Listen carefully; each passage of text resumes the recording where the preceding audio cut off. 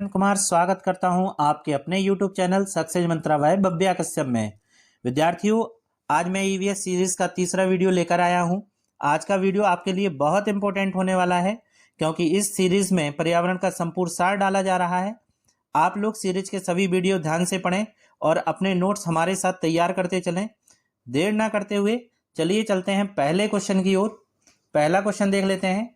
विश्व की सबसे बड़ी प्रवाल भित्ति डैश के तट के पास पाई जाती है।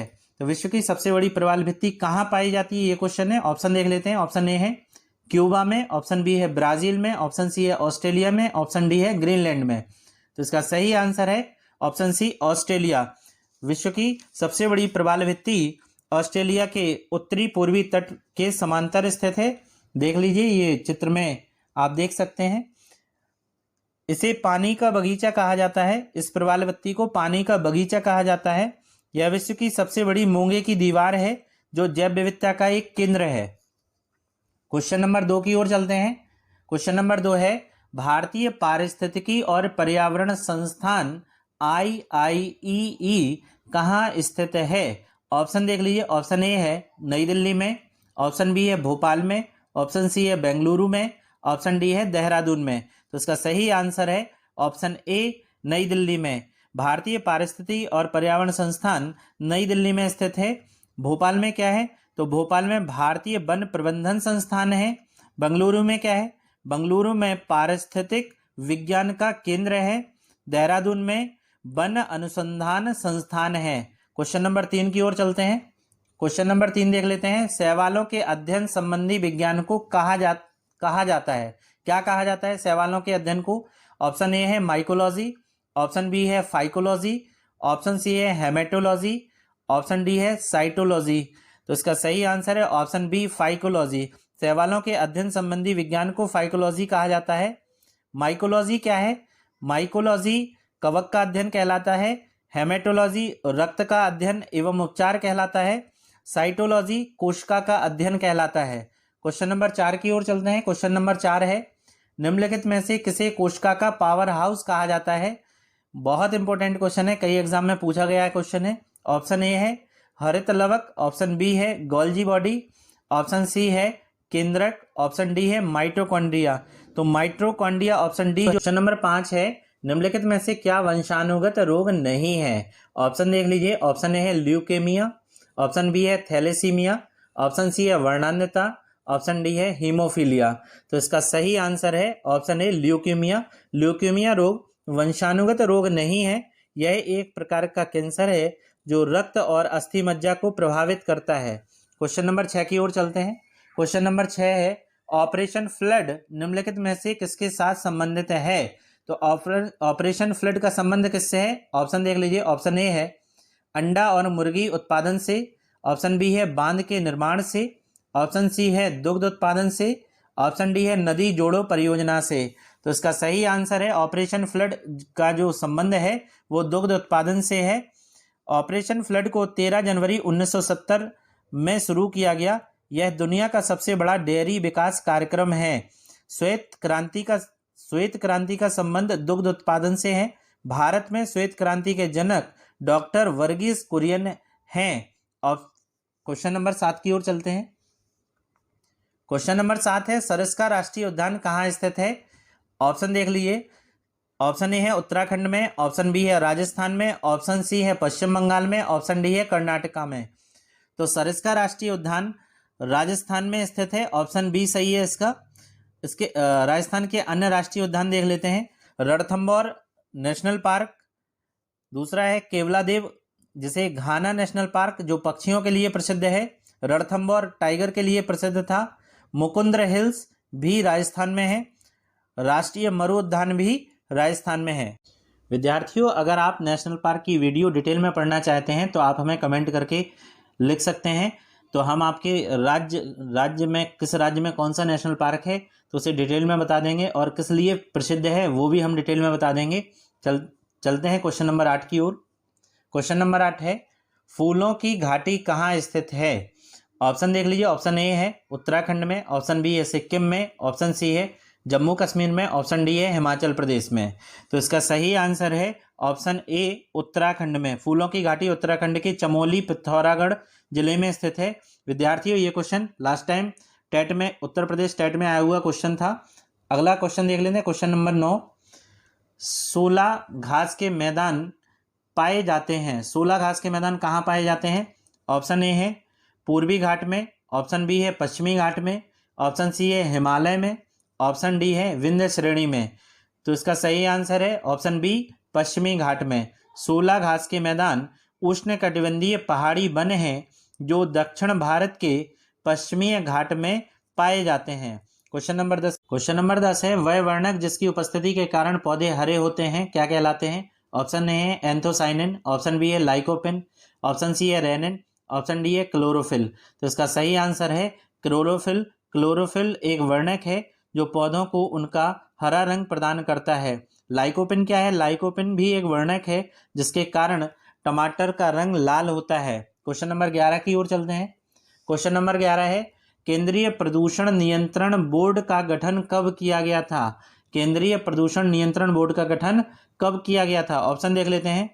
ऑप्शन ए है 1974 में, ऑप्शन बी है 1972 में, ऑप्शन सी है 1973 में, ऑप्शन डी है 1986 में।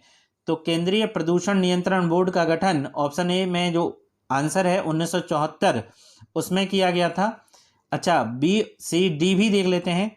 1972 में वन्य जीव संरक्षण अधिनियम आया था। नोट कर लीजिए 1972 में वन्य जीव संरक्षण अधिनियम आया था। 1973 में बाघ परियोजना प्रारंभ की गई थी। 1973 में बाघ परियोजना प्रारंभ की गई थी। 1986 में पर्यावरण संरक्षण अधिनियम आया था। क्वेश्चन नंबर 12 है जलवायु परिवर्तन किसके कारण होता है? बहुत इंपॉर्टेंट क्वेश्चन है। जलवायु परिवर्तन किसके कारण होता है? ऑप्शन ए है ग्रीन हाउस गैसों के कारण, ऑप्शन बी है ओजोन परत का क्षरण होता है जिस कारण से होता है, ऑप्शन सी है प्रदूषण के कारण, या ऑप्शन डी है उपरोक्त सभी। तो उपरोक्त सभी के कारण जलवायु परिवर्तन होता है। क्वेश्चन नंबर 13 है निम्नलिखित में से कौन सी ग्रीन हाउस गैस नहीं है? तो नहीं को अंडरलाइन कर लो एग्जाम में, कौन सी ग्रीन हाउस गैस नहीं है। ऑप्शन देख लीजिए। ऑप्शन ए जलवाष्प, ऑप्शन बी है मीथेन, ऑप्शन सी है नाइट्रस ऑक्साइड, ऑप्शन डी है कार्बन मोनोऑक्साइड। तो इसका सही आंसर है carbon monoxide green house gas नहीं है। अब देख लीजिए, हम आपको चित्र में डाल रखा है, उसे थोड़ा सा जूम करते हैं और दिखाते हैं। इसकी एक ट्रिक है ग्रीन हाउस गैसों की, उसे नोट कर लीजिए। ओ मीना कल काजल लगाना।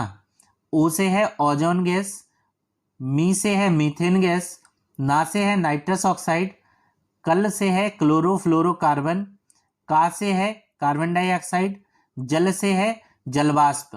तो ये 1 2 3 4 5 6 गैसें जो हैं वो ग्रीन हाउस गैसें हैं। अगले क्वेश्चन की ओर चलते हैं। अगला क्वेश्चन है ल्यूकीमिया चिकित्सा के लिए निम्न में से किस विकिरण समस्थानिक का उपयोग किया जाता है?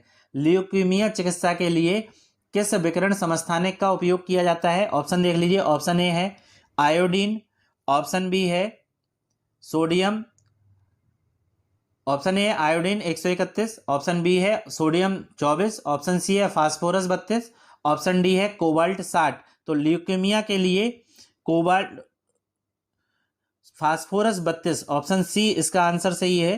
फास्फोरस 32 का उपयोग ल्यूकीमिया थेरेपी में किया जाता है। कोबाल्ट 60 का प्रयोग कैंसर उपचार में किया जाता है। आयोडीन 131 थायराइड ग्रंथि के कैंसर के निदान और उपचार में किया जाता है। और सोडियम 24 का उपयोग रक्त के प्रवाह का पता लगाने के लिए किया जाता है। नोट करते चलिए मेरे साथ। क्वेश्चन नंबर 15 है सर्वाधिक जैव विविधता पाई जाती है। कहाँ पाई जाती है सर्वाधिक जैव विविधता? ऑप्शन देख लेते हैं। ऑप्शन ए है दोरंग घाटी में, ऑप्शन बी है साइलेंट वैली में, साइलेंट वैली को हिंदी में शांत घाटी कहते हैं, ऑप्शन सी है फूलों की घाटी में, ऑप्शन डी है सूरमा घाटी में। तो इसका सही आंसर है ऑप्शन बी साइलेंट वैली में। सर्वाधिक जैव विविधता केरल की साइलेंट वैली में पाया जाता है। देखिए ये भी क्वेश्चन आता है कि साइलेंट वैली या शांत घाटी कहाँ स्थित है, तो केरल में स्थित है ये। देखिए, आप सभी विद्यार्थी इस चैनल को सब्सक्राइब कर लें ताकि आने वाली वीडियो आपको मिलते रहें और वीडियो अंत तक देखा करें। चलिए चलते हैं क्वेश्चन 16 की ओर। निम्नलिखित में से कौन सा वृक्ष पर्यावरण के लिए खतरा है? देख लीजिए, ऑप्शन ए है यूकेलिप्टस, ऑप्शन बी है बबूल, ऑप्शन सी है नीम, ऑप्शन डी है केला। तो इसका सही आंसर है ऑप्शन ए यूकेलिप्टस। यूकेलिप्टस पर्यावरण के लिए खतरा है। क्यों खतरा है ये बताते हैं आपको। यूकेलिप्टस पेड़ मिट्टी के पोषक तत्वों और नमी के भंडार को कम कर देता है। यही कारण है कि यह पेड़ पारिस्थितिकी का मित्र नहीं माना जाता है। क्वेश्चन नंबर 17 की ओर चलते हैं। क्वेश्चन नंबर 17 है, ग्रीन हाउस गैसों की अवधारणा किसने प्रतिपादित की थी? ग्रीन हाउस गैसों की अवधारणा किसने प्रतिपादित की थी? ऑप्शन ए है राहेल कार्सन, ऑप्शन बी है अर्नीनेस, ऑप्शन सी है जोसेफ फॉरियर, ऑप्शन डी है अर्नेस्ट हैकल। तो ग्रीन हाउस गैसों की संकल्पना या अवधारणा किसने दी थी? तो ऑप्शन सी सही है, जोसेफ फॉरियर ने दी थी। अगले क्वेश्चन की ओर चलते हैं। क्वेश्चन नंबर 18, आर्सेनिक में जल प्रदूषण की समस्या सर्वाधिक कहाँ होती है? तो आर्सेनिक से जल प्रदूषण की समस्या सर्वाधिक, ऑप्शन देख लेते हैं। ऑप्शन ए हरियाणा में, ऑप्शन बी है राजस्थान में, ऑप्शन सी है मध्य प्रदेश में, ऑप्शन डी है पश्चिम बंगाल में। तो इसका सही आंसर है पश्चिम बंगाल। आर्सेनिक से जल प्रदूषण की सर्वाधिक समस्या पश्चिम बंगाल में होती है। क्वेश्चन नंबर 19, मानव शरीर की सबसे छोटी हड्डी कौन सी है? मानव शरीर की सबसे छोटी हड्डी कौन सी है? तो पहला ऑप्शन है स्टेपस, जिसे स्टेपीज कहा जाता है, option B pisiform, option C scaphoid, option D malleus. तो इसका सही आंसर है ऑप्शन ए स्टेपस। स्टेपस मानव शरीर की सबसे छोटी हड्डी है जो कान में पाई जाती है। अगर आपसे पूछे एक वयस्क मानव में कुल अस्थियों की संख्या कितनी है, तो कुल अस्थियों की संख्या 206 होती है। एक क्वेश्चन और बनता है कि नवजात शिशु जो बच्चे पैदा होते हैं, जो बच्चे नए होते हैं, नवजात शिशु, उनमें अस्थियों की संख्या कितनी पाई जाती है? तो लगभग 300 पाई जाती है। बाद में ये हड्डियां जुड़कर 206 हो जाती हैं। एक वयस्क मानव में कितनी हड्डियां होती हैं? 206 होती हैं। क्वेश्चन नंबर 20 की ओर चलते हैं। क्वेश्चन नंबर 20 है, संविधान सभा ने राष्ट्रगान, यहाँ पे गलत हो गया है, राष्ट्रगान को कब अपनाया? तो इसका ऑप्शन देख लेते हैं। ऑप्शन ए है 26 जनवरी 1950, ऑप्शन बी है 24 जनवरी 1950, ऑप्शन सी है 15 अगस्त 1947, ऑप्शन डी है 14 अगस्त 1947। तो इसका सही आंसर है ऑप्शन बी, संविधान सभा ने राष्ट्रगान को 24 जनवरी 1950 को अपनाया था। ये लास्ट टाइम टेट में क्वेश्चन पूछा गया है। देखिए question number 21 Uttar Pradesh special से है। आप अगर उत्तर प्रदेश टेट का पेपर दे रहे हैं तो उत्तर प्रदेश से क्वेश्चन आएंगे ही आएंगे, क्योंकि उत्तर प्रदेश पीसीएस का जो पेपर है उसमें उसके मेंस में 2 स्पेशल उत्तर प्रदेश के पेपर जोड़ दिए गए हैं। तो आपको उत्तर प्रदेश स्पेशल पढ़ के जाना पड़ेगा। क्वेश्चन नंबर 21 देख लेते हैं। क्वेश्चन नंबर 21 है, उत्तर प्रदेश राज्य में इलेक्ट्रॉनिक्स सिटी कहाँ है? इलेक्ट्रॉनिक सिटी कहाँ स्थित है? ऑप्शन ए है गाजियाबाद में, ऑप्शन बी है कानपुर में, ऑप्शन सी है नोएडा में, ऑप्शन डी है लखनऊ में। तो इसका सही आंसर है ऑप्शन सी नोएडा में। उत्तर प्रदेश में इलेक्ट्रॉनिक सिटी नोएडा, जिसे गौतम बुद्ध नगर कहा जाता है, वहाँ पर स्थित है। और भी देख लेते हैं, web city, toy city, IT city भी नोएडा में स्थित है। फिर से सुन लीजिए, web city, toy city, IT city भी नोएडा में स्थित है। साइबर सिटी कानपुर में स्थित है। ट्रोनिका सिटी गाजियाबाद में स्थित है। विज्ञान नगरी, मानव डीएनए बैंक और मेमोरी लैब लखनऊ में स्थित है। लखनऊ के फिर से सुन लीजिए, विज्ञान नगरी, मानव डीएनए बैंक और मेमोरी लैब लखनऊ में स्थित है। साइबर सिटी पूछे कहाँ स्थित है तो कानपुर में है। ट्रोनिका सिटी पूछे तो गाजियाबाद में स्थित है। क्वेश्चन नंबर 22 की ओर चलते हैं। क्वेश्चन नंबर 22 है, भारत में खारे पानी की सबसे बड़ी झील कौन सी है? बहुत इंपॉर्टेंट क्वेश्चन है। भारत में खारे पानी की सबसे बड़ी झील कौन सी है? ऑप्शन देख लीजिए। ऑप्शन ए है चिल्का झील, ऑप्शन बी है बूलर झील, ऑप्शन सी है बेम्बानद झील, ऑप्शन डी है सांवर झील। तो इसका सही आंसर है ऑप्शन ए चिल्का झील। उड़ीसा राज्य में स्थित है। बूलर झील के बारे में समझ लीजिए। बूलर झील जम्मू कश्मीर में स्थित है, जो भारत की सबसे बड़ी मीठे पानी की झील है। बेम्बानद झील केरल में स्थित है, जो भारत की सबसे लंबी झील है। बेम्बानद झील कहाँ स्थित है? केरल में स्थित है, जो भारत की सबसे लंबी झील है। सांवर झील कहाँ स्थित है? तो सांवर झील राजस्थान में स्थित है, जो भारत की सबसे बड़ी खारे पानी की अंतः स्थलीय झील है। अगर खारे पानी की सबसे बड़ी झील पूछे तो चिल्का झील है, जो उड़ीसा में है, और भारत की खारे पानी की सबसे बड़ी अंतः स्थलीय झील पूछ ले तो आपके राजस्थान की सांवर झील है। ठीक है, क्वेश्चन नंबर 23 की ओर चलते हैं। किस नदी पर विश्व का सबसे बड़ा नदी द्वीप स्थित है? तो किस नदी पर विश्व का सबसे बड़ा नदी द्वीप स्थित है? तो पहले तो हम ये बता दें आपको कि विश्व का सबसे बड़ा नदी द्वीप जो है वो माजुली द्वीप है, जो ब्रह्मपुत्र नदी में असम में बनाया गया है। तो ऑप्शन देख लीजिए। ऑप्शन ए गंगा नदी, ऑप्शन बी है ब्रह्मपुत्र नदी, ऑप्शन सी है नील नदी, ऑप्शन डी है कावेरी नदी। तो इसका सही आंसर है ऑप्शन बी ब्रह्मपुत्र नदी पर असम में माजुली द्वीप बना है, जो विश्व का सबसे बड़ा नदी द्वीप है। क्वेश्चन नंबर 24 की ओर चलते हैं। क्वेश्चन नंबर 24 है, निम्नलिखित में से कौन दक्षिण भारत का सर्वोच्च चोटी है? निम्नलिखित में से कौन दक्षिण भारत का सर्वोच्च चोटी है? यह ऑप्शन में पूछा। ऑप्शन देख लेते हैं। Option A Guru Shikhar, option B है डोडा बेट्टा, ऑप्शन सी है अनाईमुडी, ऑप्शन डी है महेंद्रगिरी। तो इसका सही आंसर है आपका ऑप्शन सी अनाईमुडी। केरल राज्य में स्थित अनाईमुडी अन्नामलाई पहाड़ी की सबसे ऊंची चोटी है, जो दक्षिण भारत की भी सबसे ऊंची चोटी है। और भी ऑप्शन है, उसे समझ लेते हैं। गुरु शिखर, गुरु शिखर राजस्थान में अरावली पर्वत की सबसे ऊंची चोटी है। ऑप्शन बी में डोडा बेट्टा है, डोडा बेट्टा तमिलनाडु में स्थित नीलगिरी की सबसे ऊंची चोटी है। और जो लास्ट में महेंद्रगिरी है, ऑप्शन डी में महेंद्रगिरी पूर्वी घाट की सबसे ऊंची चोटी है, जो उड़ीसा में स्थित है। क्वेश्चन नंबर 25 की ओर चलते हैं। क्वेश्चन नंबर 25 है, वायुमंडल में सर्वाधिक मात्रा में पाई जाने वाली गैस कौन सी है? वायुमंडल में सर्वाधिक मात्रा में पाई जाने वाली गैस, बहुत इंपॉर्टेंट, बहुत सरल क्वेश्चन है। ऑप्शन ए है कार्बन डाइऑक्साइड, ऑप्शन बी है मीथेन, ऑप्शन सी है ऑक्सीजन, ऑप्शन डी है नाइट्रोजन।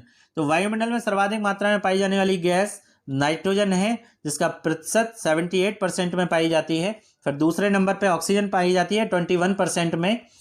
क्वेश्चन नंबर 26 की ओर चलते हैं। क्वेश्चन नंबर 26 है, सौर परिवार में शामिल हैं। सौर परिवार में कौन शामिल है? ऑप्शन ए है केवल सूर्य और ग्रह, ऑप्शन बी है केवल सूर्य ग्रह एवं उपग्रह, ऑप्शन सी है केवल सूर्य ग्रह उपग्रह और क्षुद्र ग्रह, ऑप्शन डी है सूर्य ग्रह, ग्रह 2 बार लिख गया है, सूर्य ग्रह उपग्रह, यहाँ पे उपग्रह कर लेना, सूर्य ग्रह उपग्रह एवं सभी खगोलीय पिंड। तो ऑप्शन डी सही है, सूर्य ग्रह उपग्रह तथा अन्य खगोलीय पिंड जैसे क्षुद्र ग्रह, उल्का पिंड, धूमकेतु आदि को संयुक्त रूप से सौरमंडल या सौर परिवार कहा जाता है। Question number 27।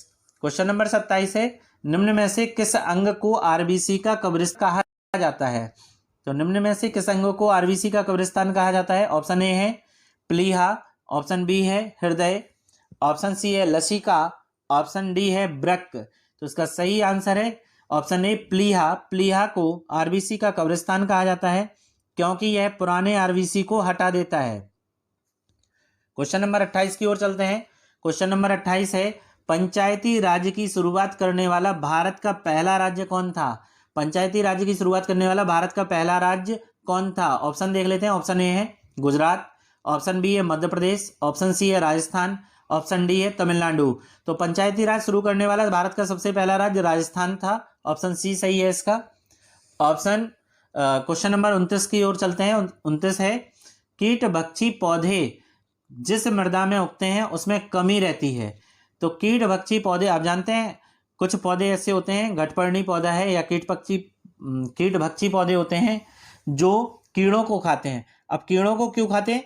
क्योंकि उन पौधों में नाइट्रोजन की कमी होती है। तो ये पूछ रहे हैं जिस मृदा में उगते हैं उसमें कमी होती है, तो नाइट्रोजन की होगी। तो ऑप्शन देख लेते हैं। ऑप्शन ए मैग्नीशियम की, ऑप्शन बी है नाइट्रोजन की, ऑप्शन सी है कैल्शियम की, ऑप्शन डी है जल की। तो कीट भक्षी पौधे जिस मृदा में उगते हैं उसमें कमी होती है नाइट्रोजन की। ये पौधे नाइट्रोजन की कमी को पूरा करने के लिए कीड़ों को खाते हैं और अपनी नाइट्रोजन की कमी को पूरा करते हैं। क्वेश्चन नंबर 30 और आज का लास्ट क्वेश्चन है, ये बड़ा इंपॉर्टेंट क्वेश्चन है। निम्नलिखित में से कौन वायु प्रदूषण संकेतक पौधे हैं? निम्नलिखित में से कौन वायु प्रदूषण के संकेतक पौधे हैं? ऑप्शन देख लीजिए। ऑप्शन ए है शैवाल, ऑप्शन बी है कवक, ऑप्शन सी है लाइकेन और ऑप्शन डी है फर्न।